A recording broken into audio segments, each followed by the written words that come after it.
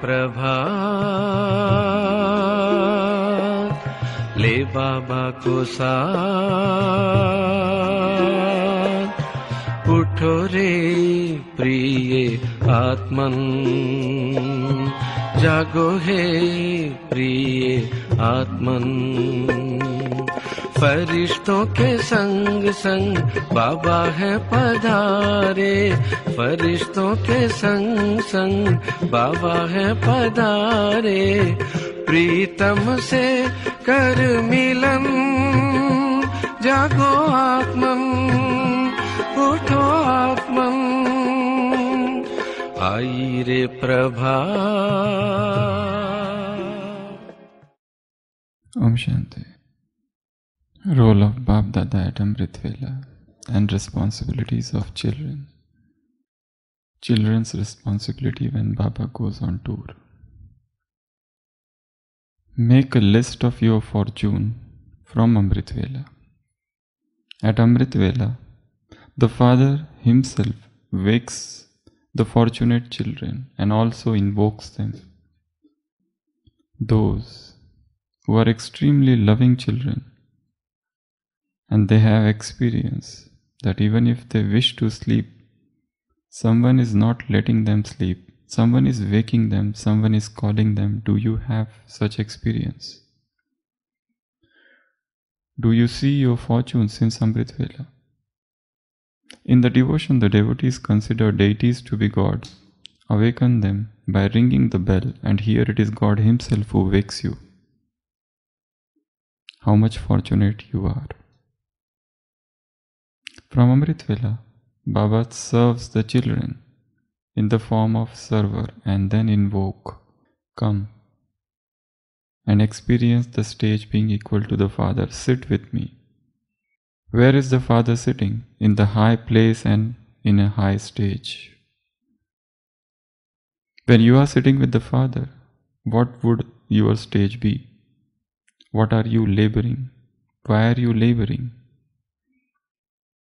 Just come and sit with me, and you will automatically be colored by the color of the company. The stage will automatically become according to the place.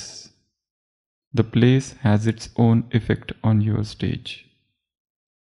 Just as the place has an influence over the stage, in the same way at Amrit Vela, either go to the supreme abode or to the subtle regions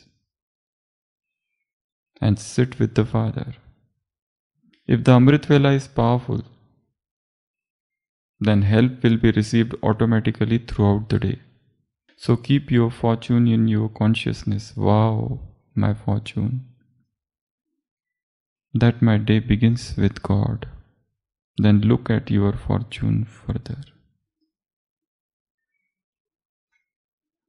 At Amrit Vela, Baba is saying, make a list of your fortune, bhagya. List of your bhagya, your fortune.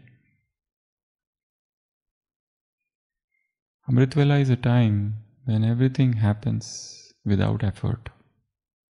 Everything should flow like a music, like a free river. No stress, no tension, no effort. If the same task you try to do in the afternoon or evening, it will be tough. But if you do at Amrit Vela, it will be quite easy.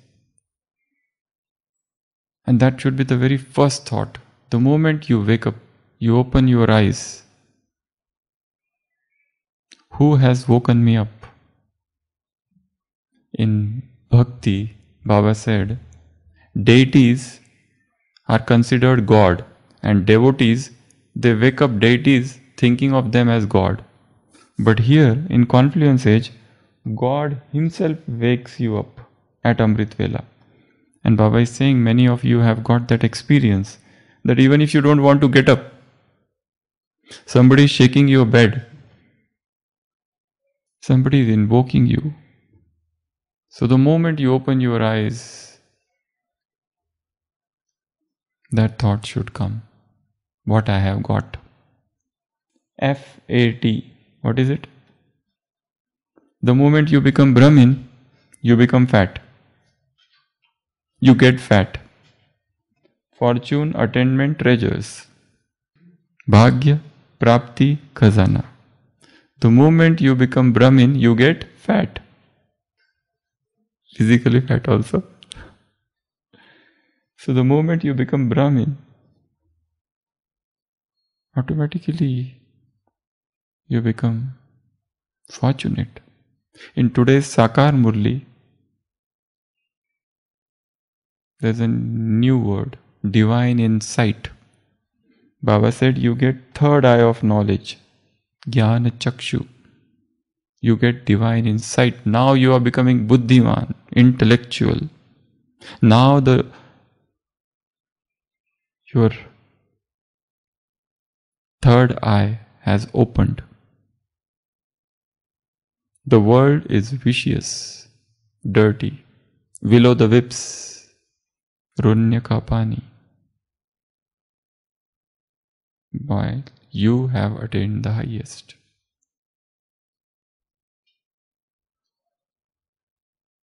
So make a list of your fortune. It's not that you sit with a pen and paper and try to make a list. Just churn, just flow, just float. Think what I have got. And the list should emerge on its own rather than you are making a list. Automatically one after another, one after another, one after another. Things are emerging.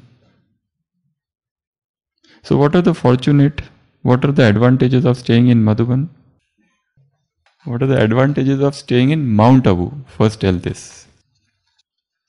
Yes, hill station, high mountains, fresh air, less pollution, more greenery, less traffic, lot of energy, calm, silence, hardly any violence, hardly any theft, hardly any quarrel. Atmosphere is so peaceful, handful of people staying here, and since lockdown, there is no tourist, so the atmosphere has become so pure. So Mount Abu itself is such a pure place. No wonder that Baba chose this place rather than going to Himalayas. It's not that there are less beautiful places in the world. He could have thought of Switzerland. He could have gone to Australia, anywhere. He was a rich man. Rather than coming to India, he could have gone anywhere.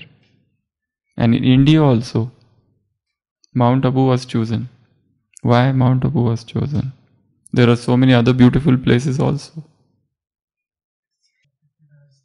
So, there is definitely something. This is also a spiritual place. Lot of saints, yogis, rishis have stayed here. They have come here in the past. So many temples. But such temples are there in Kashi also, in Varanasi also.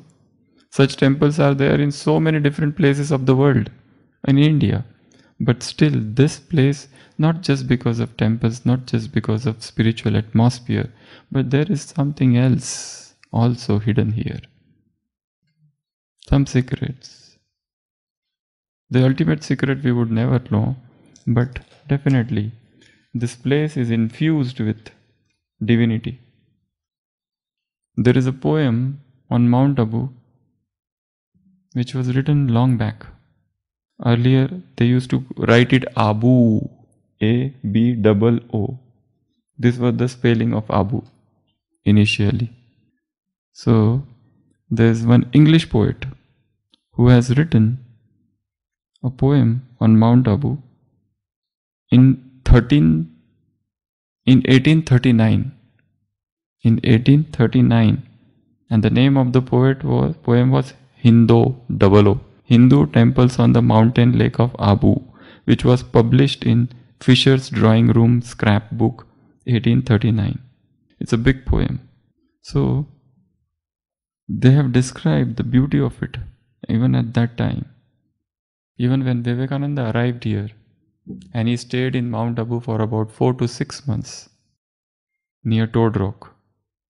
It is here in Mount Abu that he got invitation from the Maharaja of Khatri, and from there he decided the inspiration to go to America came to him in Mount Abu. So inspiration to go, and Swami Vivekananda's going to Mount Abu is the first ever event in the world history where somebody from India has gone on the world stage and showed the world what India is. And after that, so many people started going. First, Vivekananda. Second, Swami Yogananda. Third, Mahesh Yogi. Then, Prabhupada of ISKCON. And multiple people started going later on. But that was the starting. And the inspiration of going came to him at this place. So Mount Abu is not an ordinary place. It is a very special place. Now come to Madhuban. It is extra special.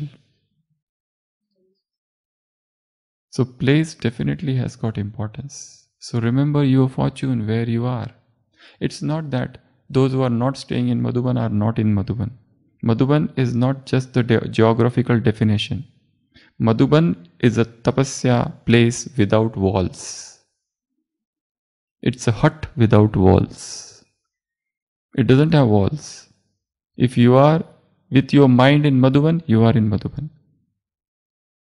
Mentally, where you are, what is your consciousness? Where is the sphere of your consciousness?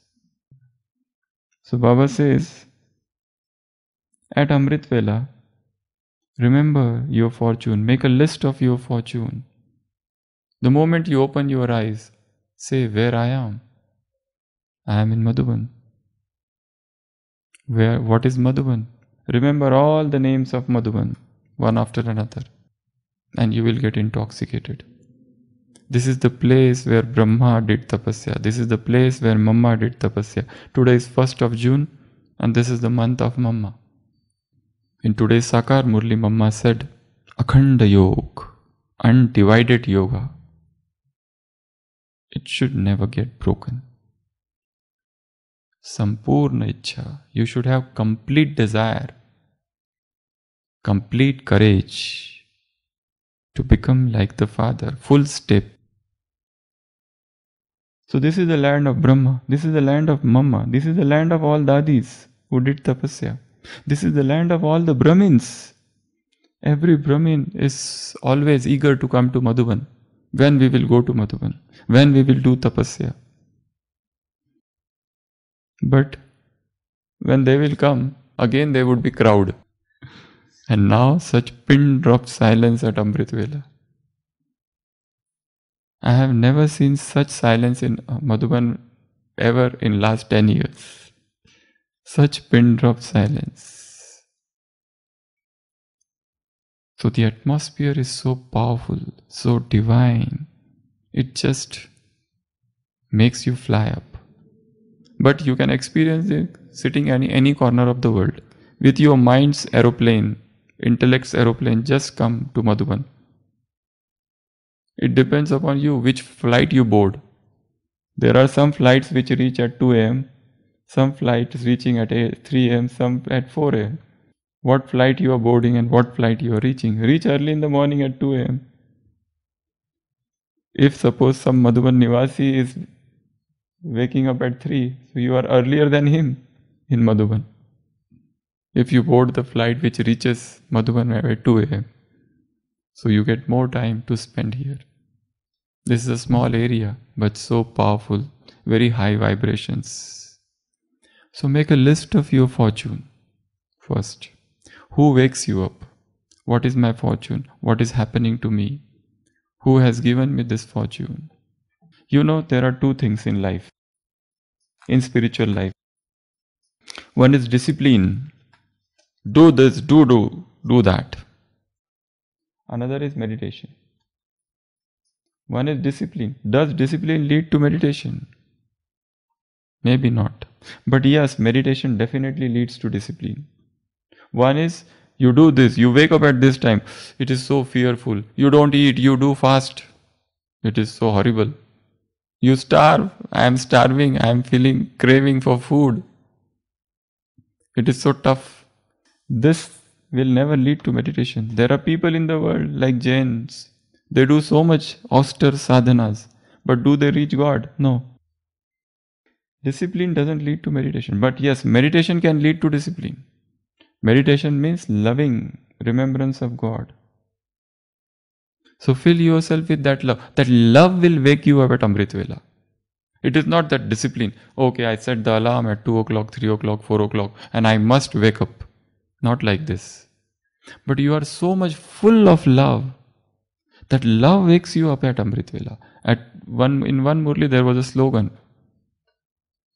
God's love is the alarm clock that wakes you at Amrit Vela. So fill yourself with divine love. Love so that for this spiritual life that automatically you wake up. You wake up and then you see, oh, alarm is ringing later on. But you wake up first. It's a sahaj, it is easy, it is natural, it is effortless. The thing should become so effortless. You don't have to do anything. So it will be the meditation that will lead to discipline. Otherwise, discipline means rules, regulations, don'ts and do's. This is tough. This is stressful. The purusharth, the effort itself is stressful. While meditation means effortless effort. It is known as effortless effort. No effort, but yet effort. Invisible, visible. So adopt this path. In today's Sakar Murli, Baba said, it is not that here you stumble, but from the time bhakti started, you kept on stumbling. Dhakke. All the time you were stumbling. So, discipline and meditation. So, don't aim for discipline. This is Shrimad, this is not Shrimad. It is tough. It makes me stressful. Somebody says, oh, you should not eat this, you eat this. It is so stressful. I am habituated to this. How can I give up this now? It is stressful. The things should come naturally. Just as, who is a poet? Poet is somebody who writes effortlessly. And you cannot make him, oh, this is the program, write the poem on this. This is the song. This song should come automatically. If suppose I am told, write a song on him. Okay, I can write. I will join rhymes together and I can create a song. But this is a false song. The real song should come from within. The real song, a real poet will not write every day. Real poet will write only sometimes. When he will be moved from inside, then only the real songs will come out. Nowadays in this yajna itself, so many songs are there. But do they make any impact? There is more of music, jazz, and the expression and videos, and more of clothes and jewelries, and the lights here and there, and actions and sceneries. And look at those Sakar songs, or earlier songs. Just one song, there is hardly any music. The voice is not very melodious. The voice is not very melodious. The voice is breaking in between. There is a disturbance. There is tabla. So, but they are so powerful. They just enter within, deep. And today's music, there's a pop music, pop spiritual music. They don't make any impact. Even though they have spiritual words, but they have no impact. Emotions are not there. But those earlier songs, they were sung from the heart. They were written from the heart. That's why they have the same effect on the audience which the singer and the composer had at that time. The lyrics are not very powerful, but The feeling, the bhavana is so powerful that they make an impact. That is why. In what stage you are writing, that is more important. Look at any painting. There are some paintings, why the paintings of Picasso, Michelangelo, they make the audience numb to think. They just stop the audience because there is life in them. They did not do it for money. So discipline is good, but discipline is the byproduct. Waking up at Amrit Vela is the byproduct of spiritual life, of your love of God. Bringing discipline in food is the byproduct. Brahmacharya is not the effort. Brahmacharya is the result of divine love. When you love God, how can you become impure? When you love God, how can you entertain any sensual thoughts? When you love God, His order is of paramount importance to you. In today's Sakar Murli, Baba said, study is done in Brahmacharya. Study is done in Brahmacharya.